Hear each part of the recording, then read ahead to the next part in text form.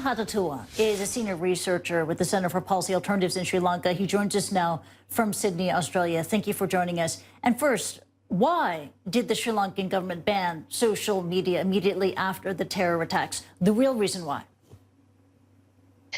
Well, I can't speak on behalf of the government, and I have no divine insight into what may have caused them to ban social media. But I think widely accepted and to a great degree true also is that the volume of misinformation just after the initial attacks on Sunday, on Easter Sunday, was such that there was an abundance of caution and concern, I suppose, from government that it would lead to even more violence on the ground in a context of unprecedented chaos and concern on the ground.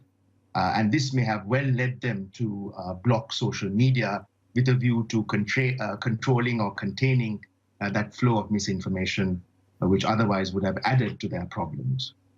Got it. So a concern about how viral content could incite even more violence, perhaps prompted the ban. But what about distrust in the platforms themselves? You know, when you have social platforms like Facebook that are not able to adequately police themselves, you know, is a government partly correct to go ahead and ban social media as an essential duty to protect the people?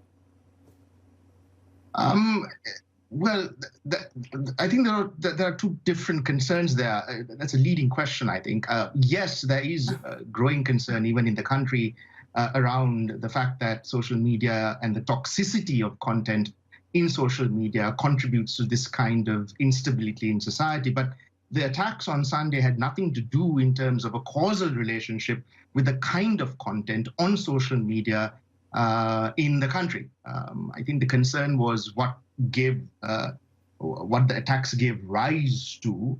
And in that sense, I think, as I say, an abundance of caution and concern. This is the second time the Sri Lankan government has blocked social media in response to violence on the ground. I think the concern that some of us have is that the longer the block is in place, the harder it becomes for people on the ground to react to and push back against misinformation and rumor.